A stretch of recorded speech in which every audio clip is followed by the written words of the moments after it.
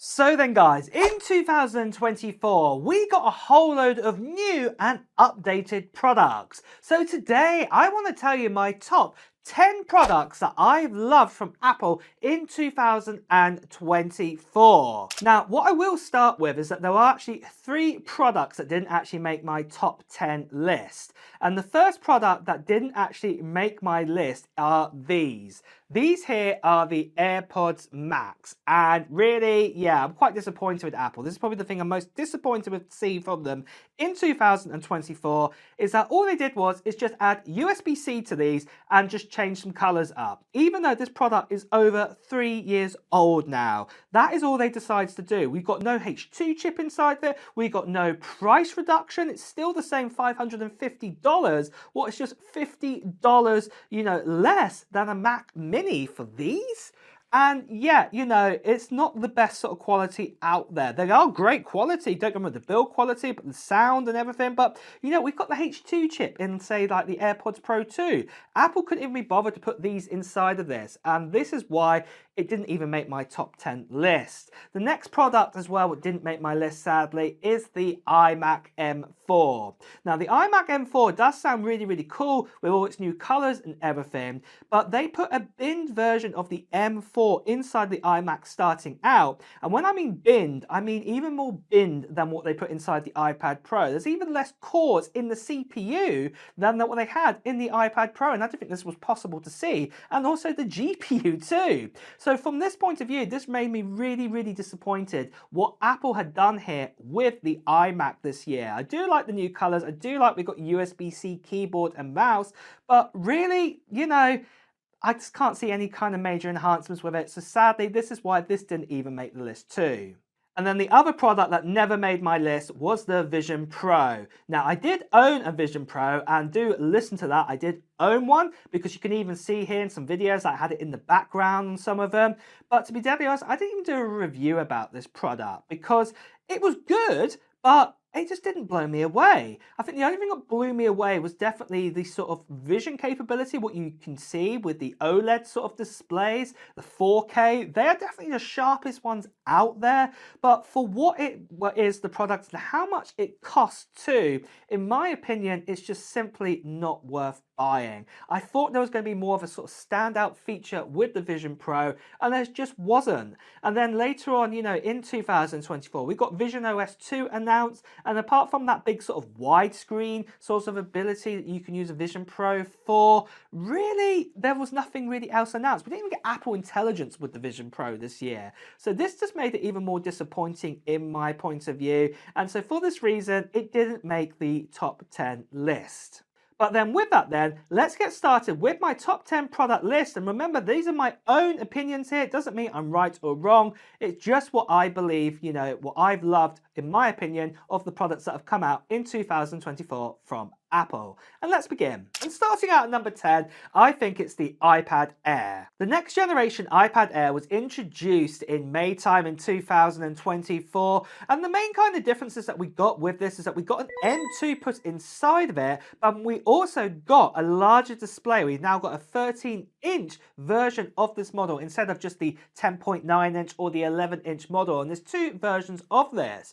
Really though, what I did think from Apple, and the reason why it's so high up my list, is because obviously there was no kind of anything that's changed with it. So if you still own, say, an M1 iPad Air, there was no point updating to this new model. The only kind of difference is, like I said, was the larger screen, the M2, the camera has been switched around to landscape. But apart from that, it isn't even that special in my opinion. And especially that we're getting so much power off that M2 inside of the iPad Air, but we've still got like a 60 Hz display. We're running iPad OS, so we're not even using the full potential of this device. So really, from my point of view, I just thought it was good and it was great to have an update inside of it. But personally, I would have liked to have seen at least the M3, because the iPad Pro got the M4 inside of this, but we just didn't get that. So it was a nice upgrade, but personally, I just thought, there's no point really buying it if you have an M1 iPad Air. And if there are deals for iPad M1 Air right now, I'd be buying one of them inside of, say, the M2, unless you're desperate to have a larger display with an M2, but then what I'd be saying there is buy yourself an iPad Pro with an M2 inside of it. So that is why that is so high up the list.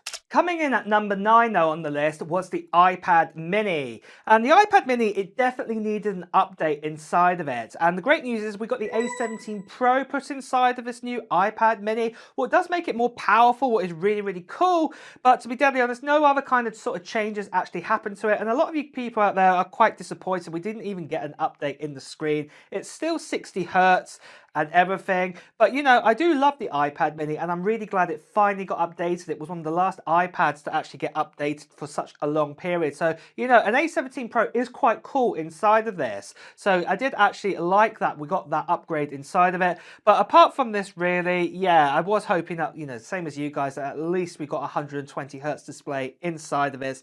And, you know, I think if that had happened, then this would have been pushed up further up the list. You know, I probably would have put this mid sort of table or so. But because of that, I'm afraid it sits where it is. So that's why this is at number 9. And then moving on to number 8, as you can see putting into my ears are the AirPods 4. So this year we got 2 models of the AirPods 4. One was just normal, one with active noise cancellation. And they are quite a good deal out there. But I think the ones with active noise cancellation, it kind of makes me wonder why they exist if the AirPods Pro 2 exists. Well, it gives very, very similar features.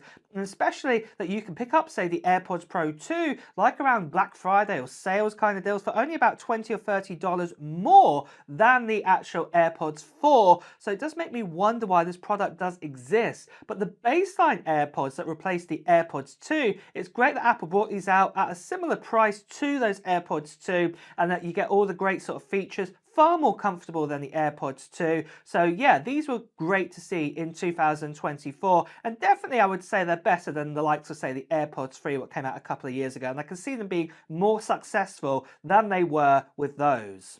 But then moving on to number 7 then. What is the 7th product that I've loved in 2024? Well, it was the actual Apple Watch 11. I really do like that Apple slimmed down this watch and everything, and that we've actually got a bigger display on it. But personally, from my opinion, the battery life is where, you know, it disappointed me. Apple are giving the exact same amount of battery life inside of the Apple Watch 10 as the 9, as the 8, as the 7, and yet, you know, nothing really has increased there. I think if Apple hadn't actually slimmed it down by 10%, then we would have actually have a longer battery life, and I wish Apple had opted for this with this new watch. But apart from this though, I do like it that the form factor is still quite comfortable and quite small, and obviously it does look very nice on your wrist, and it's definitely a great active watch out there, definitely one of the best. And yeah, I do really like the design. I just wish the battery life was just a little bit more. And before we go into the top 6, let's have a quick word from today's sponsor. So then guys, just quickly, I want to tell you about Cryptomus, what is a multifunctional platform designed for personal and business use. Let me tell you a little bit more about it. In Personal Wallet, you can store your cryptocurrency all in one place. Keep it secure and enjoy fast transactions. You can cancel the withdrawal within 2 minutes, which is great if you want to avoid mistakes when transferring funds. You can also receive 0.1 to 0.4% cashback from using the wallet when paying invoices. Use crypto staking in Cryptomus Wallet and earn passive income. Earn up to 20% APR on TRX staking. You can also stake cryptocurrency like USDT, ETH, what is Ethereum, BNB and DAI. Convert is a tool that lets you exchange one of the cryptocurrencies for another. There is no commission charge on the convert function. So you can convert the available crypto on the platform without any additional fees. P2P exchange or peer-to-peer exchange is the cryptocurrency exchange platform. This innovative platform allows users to trade cryptocurrencies directly with each other without the need for a third-party intermediary. On the P2P exchange, you can buy or sell cryptocurrency for fiat funds like dollars, euros, etc. And the commission is only 0.2% or 0.1% from the buyer and 0.1% from the seller. There is also the referral program, what allows you to receive up to 30% of the payment fee and 50% of the commission from P2P transactions of your referred users. You are able to easily increase your passive income opportunities with this feature. Cryptomus has loads of great features to help anyone with their online business. For example, white label allows you to put your branding on payment processing, fiat payment if you don't have cryptocurrency. Crypto processing helps you create your own processing features, and mass payouts are necessary for making all transactions in a single session. Cryptomus is also available as an app what you can use on your phone. Using your personal and business wallet is even easier with an iOS app. You can download and try the Cryptomus app right now if you want to do that, and all the details and everything will be in the description below of this video. And with that, let's return back to the main part of this video. So with that, let's move on to number 6 in my list of the top 10 sort of products that came out in 2024, and this is the iPad Pro.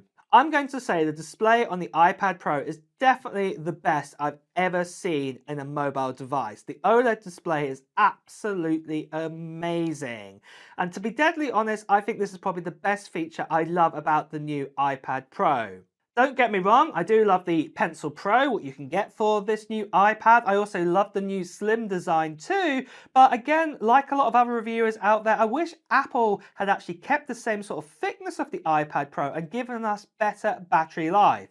The iPad Pro gives us up to the same 10-hour battery life as the predecessors, and yet Apple put a more efficient chip in this, and they've decided to make the iPad Pro even thinner. Well, in a lot of our opinions out there, including myself, it just wasn't necessary for Apple to do this. The current iPad Pro with the M2 inside it was great, and yeah, you know, if we'd actually kept that kind of same sort of form factor sort of design and things like this and had a bigger battery, I think this would have scored even better in lots of our opinions out there. But overall, it's definitely one of the most powerful mobile devices out there. But I think one of the things that lets it down, it's not the product's fault, it's the software's fault, is iPad OS. And obviously, a lot of us want a better iPad OS or iPad OS Pro or something like this.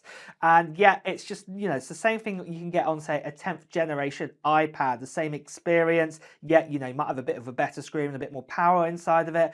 But personally, I think we need something like a macOS sort of hybrid or something like this in an iPad, you know, Pro or the Air. And, you know, we could make a separate video about that, but I'm not going to go into it. And that's why it sits at number 6 on this list. But now we're into the top 5. And at number 5, this one might surprise you or it might not. And it's actually this, the iPhone 16 Pro and the iPhone 16 Pro Max. Now, don't get me wrong, this is probably the most popular Apple device that I use all of the time is the iPhone.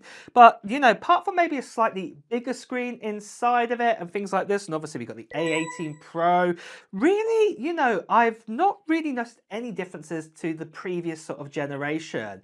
You know, the cameras feel exactly the same. I know we do have a better ultra wide and things like this, and obviously we do have this new capture button on the side, but I've not really used that often. I often forget about it and things like this. And if you are the likes of say owned a iPhone 15 Pro and iPhone 15 Pro Max, really you're not going to notice too much difference between these phones, apart from maybe if you had the 15 Pro to the, you know, 16 Pro, that telephoto, teleprism, the zoom's a bit more stronger.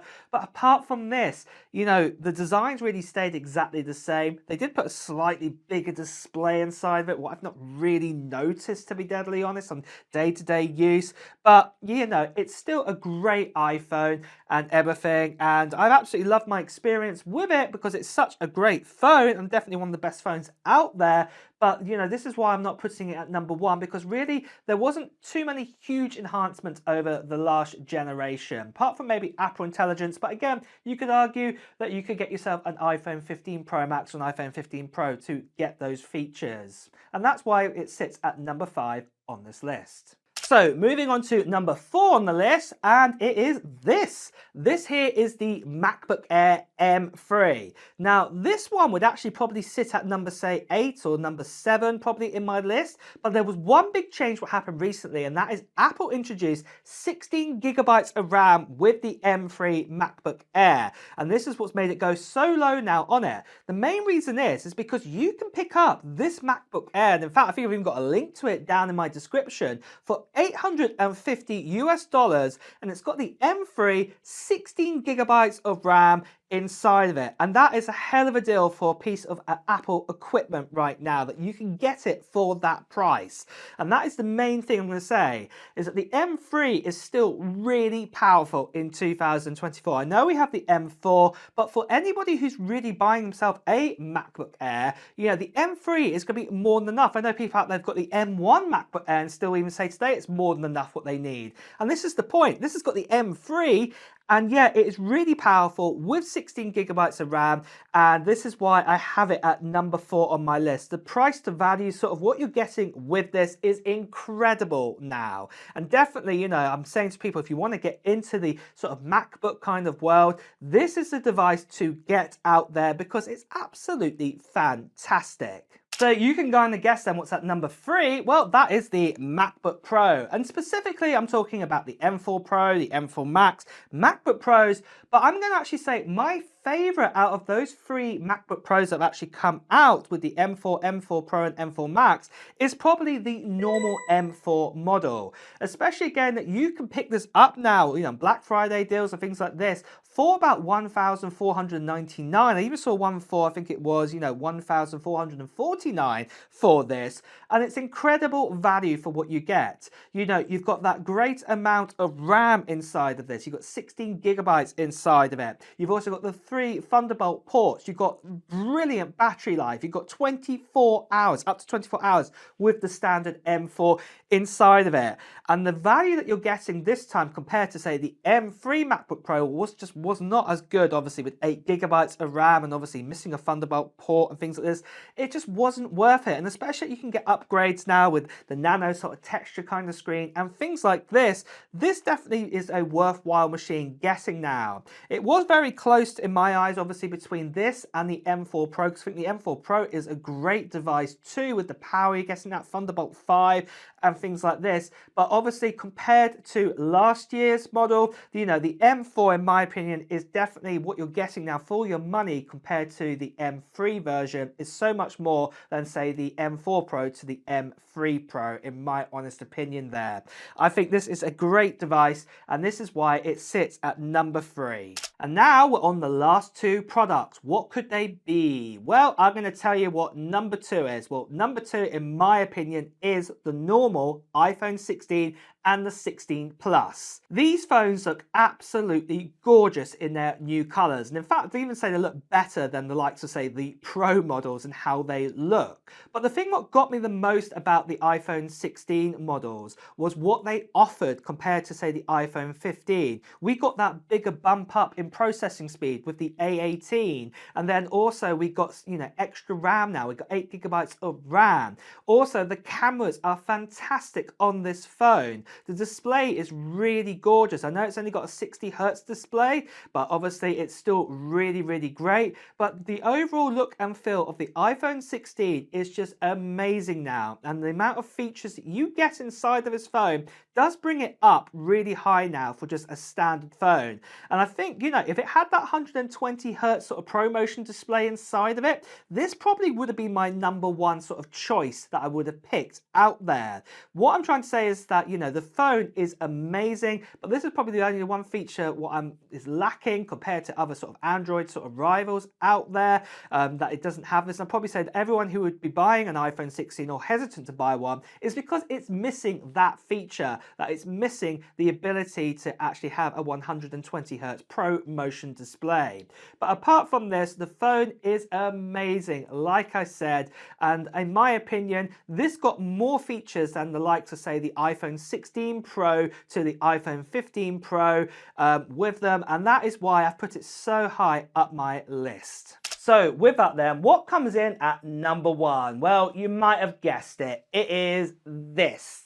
This here is the Mac Mini, and to me, this is my favorite device in 2024 that Apple released. We got a brand new design with the Mac Mini, and the best thing is that it got the M4 put inside of this, and yet the M4, what's crazy to think about, is that the processing power in this is even more powerful than the likes of, say, the Intel Mac Pro that came out 5 years ago, the most powerful one out there.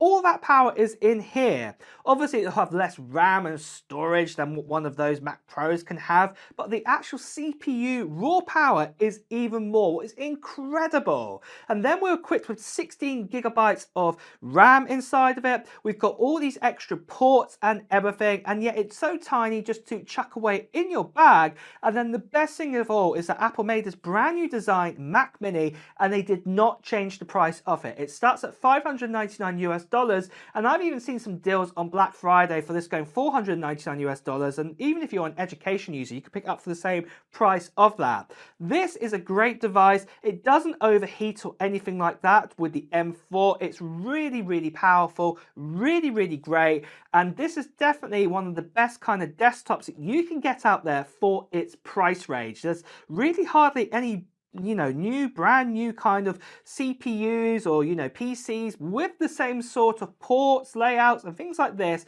What can this offer right now? This is definitely the best out there, and I'd be recommending for people who want to get started in the Mac world and want to have like a PC at home or something like this, that this is what I'd be picking instead of, say, something else out there. And that is why it sits at number 1 on my list. I think it's absolutely incredible. But really, guys, those are my top 10 products of 2024. Is your list very similar to mine, or is it very different? Let me know in the comments below. And with that as well, guys, it's time to wrap up this video. If you have enjoyed watching it, please do press the like button. And also, if you want to hear the latest Apple news, reviews, and comparisons too, make sure you subscribe to this channel and also hit that notification bell. Until next time, guys, I'll see you really soon. Take care. Bye bye.